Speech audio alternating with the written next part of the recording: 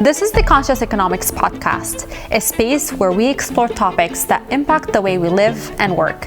I'm your co-host, Aseel Baba, a financial therapist and the CEO of Conscious Economics. And I'm your co-host, Rhiannon Roseland. I'm a serial entrepreneur, best known as the president and CEO of the Economic Club of Canada, but also the co-founder of Conscious Economics.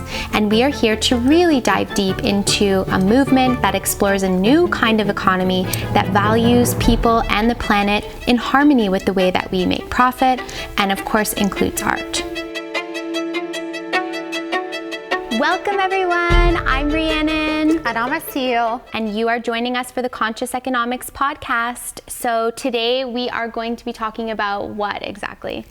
Honestly, I'm very nervous about this one, but it's called Financial Infidelity. Financial infidelity. Okay, we're going there. So let's just explain a little bit, what is financial infidelity to start off? Absolutely, and to do so, I actually pulled up the definition of it, and it was coined in 2015. So this is a very relatively new topic, even though it's probably been around as long as infidelity have been around. But from a financial lens, we're really just starting to explore these concepts and how they show up in our relationship with money. So I'm actually going to read it because it was delivered by Keneal, Arshuluta, and Clons, who said, in 2015, financial infidelity includes any purposeful financial deceit between two or more individuals wherein there's a stated or unstated belief in mutual honest communication around financial matters. So let's break that down into regular language. So this is, financial infidelity is when you're in a relationship where honesty and communication around finance is assumed, and then we're doing the opposite of that. So we're financially cheating on our partners by withholding information, keeping things back, that kind of stuff. So, okay, the big question, are you guilty of financial infidelity? Have you ever been guilty of financial infidelity? So to answer that question, I think it's really cool to bring up what elements of what guilty even means. So there's 14 different categories that I'm gonna read through. What? And we'll explore, because I think the interesting thing about this topic is financial infidelity is way more subtle than what you may assume. And by going through these categories, you may actually start to realize that I actually am guilty of some of these things. And the research shows that, because when they did the study to collect the data on how many people in a committed monogamous relationship commit financial infidelity, only 27% of them acknowledged that they actually commit to infidelity. But when they were categorizing these 14 different ways in which infidelity shows up, almost 60% were at least choosing one or two of the different 14 items that actually is considered financial infidelity. Okay, so what are they? Let's get right into the meat of it. Yes. So the first one is pretending a new purchase is an old one. Check. Okay. So this is a really cool thing, because I would have never thought this was financial. This old gown? Oh, that's been in the back of my cupboard for years. Exactly. You would not think this is a financial infidelity, because the word itself has this weighty really connotation bad to it. Feeling. Yeah. Absolutely. But like I said, it could be very subtle. Second is, I bought something on sale, but it was actually full price. Check.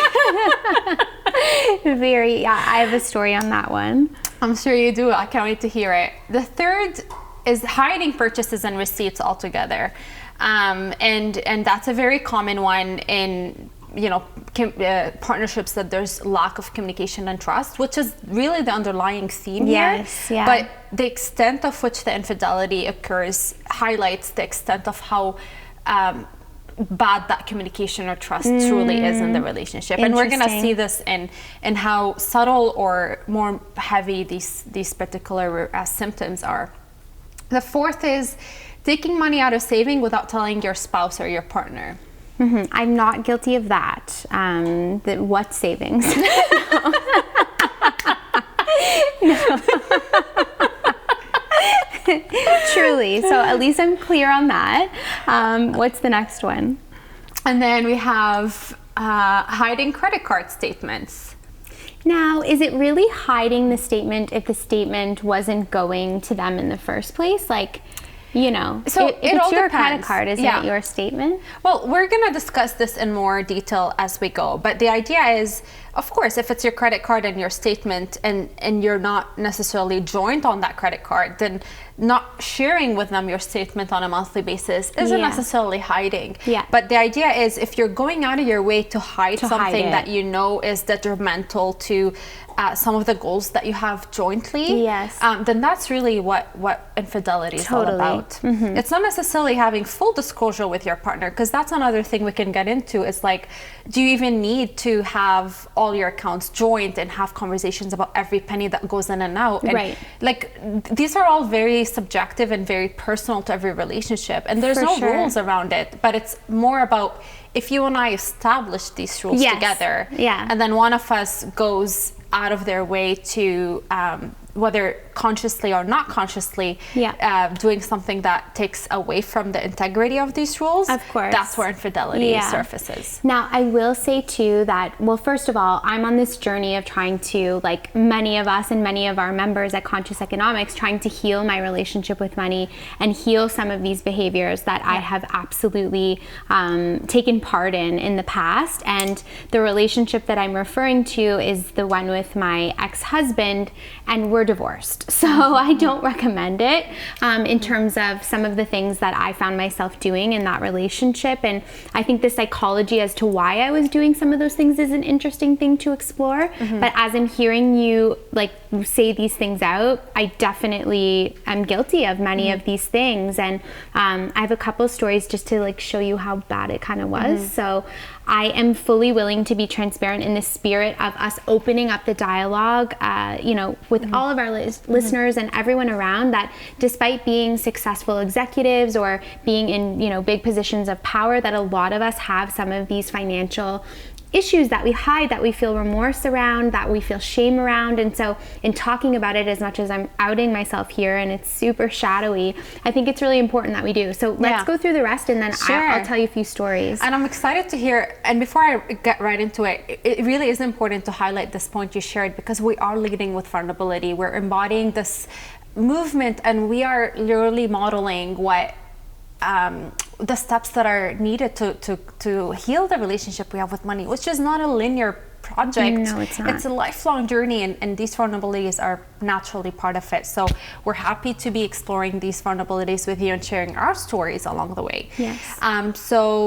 So we took that one, having credit card statements, we said that one. Opened a credit card without telling your spouse and partner. And that's not necessarily just a credit card, it could be any form of credit, really. And sometimes the tricky one around that is when one partner has a very bad credit, relying on the other partner to have that credit even approved, and then ruining their credit score. Well, that's a big sign of financial abuse as well, right? And financial control. So yeah, that's a really important one to talk about. And I mean, not one I'm guilty of this one at least, but financial abuse is a whole different layer, and we'll definitely get into.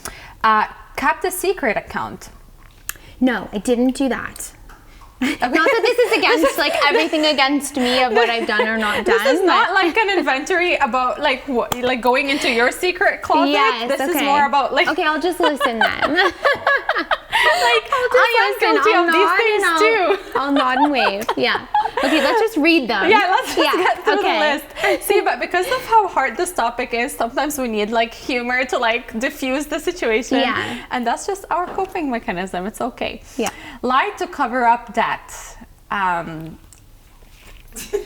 Kept a raise or bonus a secret. That's a huge one. This is going to be a solely different episode.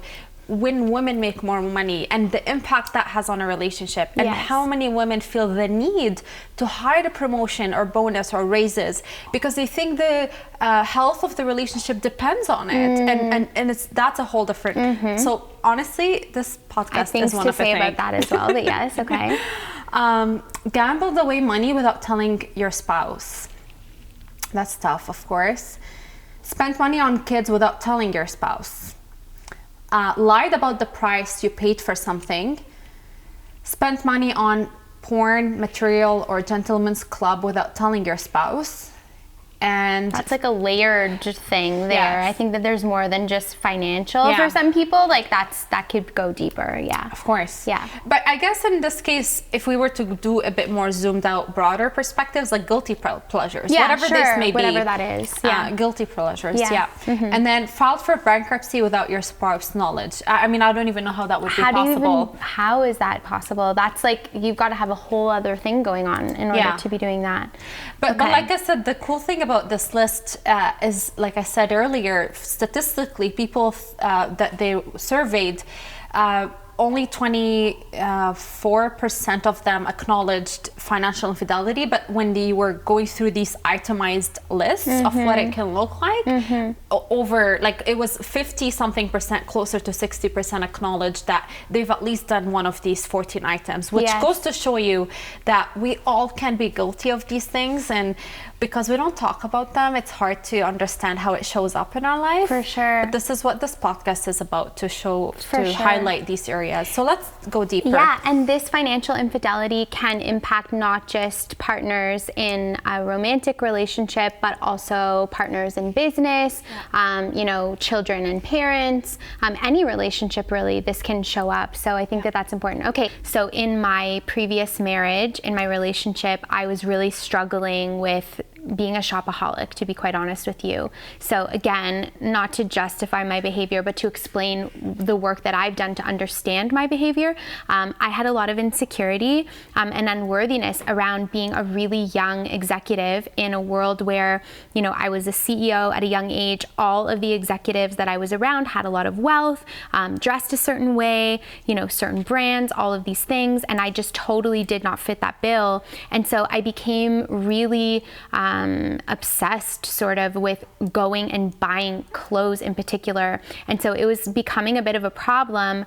Not that my partner ever said it was a problem, but I just instinctively hid my purchases. So I would go shopping, and then I would sneak the bags into a cupboard, or I would try to push them into the rotation of clothes so that he wouldn't notice. And then my worst moment, or one of my lowest moments, was we had done a backyard renovation. So we had equally, decided to invest in this renovation, and we were doing the furnishing. And there was this chair that I was in love with, obsessed with, and I wanted this particular one, and it was so expensive. It was $5,000. And he would have never agreed to that. And so anyway, I wanted to purchase it and just purchase it on my own. And I will say that I was the breadwinner of the marriage. I was making the bacon. So I kind of justified what does it matter? I'm the one working for this, it's okay, but I don't want to get him all ruffled up about it. So I thought I was going to be able to just purchase it without him knowing and be oh, look, we got this great chair. It was from Walmart, and it was whatever, which it wasn't. And then he had to actually go and pick it up. So he was gonna see the purchase. So I ended up calling the store clerk beforehand, asking him to put a different price on the invoice so that my ex-husband wouldn't see. And what was really interesting was the store clerk was this happens all the time. This is so normal, wow. Absolutely, sure, no problem. So this was what was going on. And of course, and I shout out to my ex-husband, because we are friends now, and so he's probably, if he's listening to this, hearing that that's what I did. With the chair that he still has, I didn't even take it when I left the marriage. It's still there, so enjoy. It's a really important item, and that's that. But it is so common, I guess, and I grew up in a household watching my mom and my grandmother do this kind of behavior.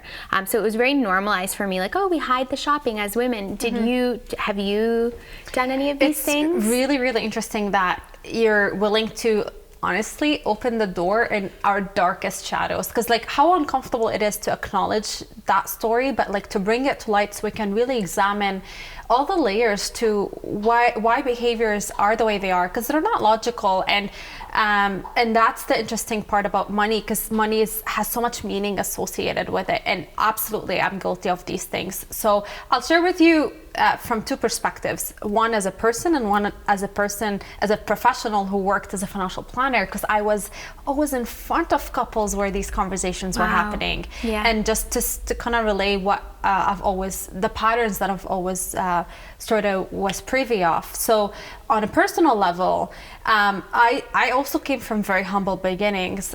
When we first came to Canada, we were on welfare. We relied heavily on the government for welfare support, housing subsidy, and I'm very grateful for the government to help us bridge the gap from like that transition and from the leaving a war-torn country and coming to establish ourselves here.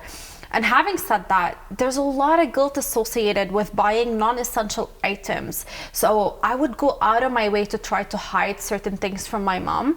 But firstly, I wasn't a big spender either, because for me, spending money was something that was very painful, because for me, the association was money's meant for essentials, money's scarce, there's a lot of pain and struggle in getting it. So I wasn't necessarily a shopaholic, but even the times where I allowed myself to buy like a pair of shoes or like a purse or something, I was meant to feel guilty about it. And I know my mom had all the best intentions, because she was managing so much and like really trying to stretch her dollar as much as possible. So she was coming from a space of lack, and naturally so, given the circumstances we were dealing with.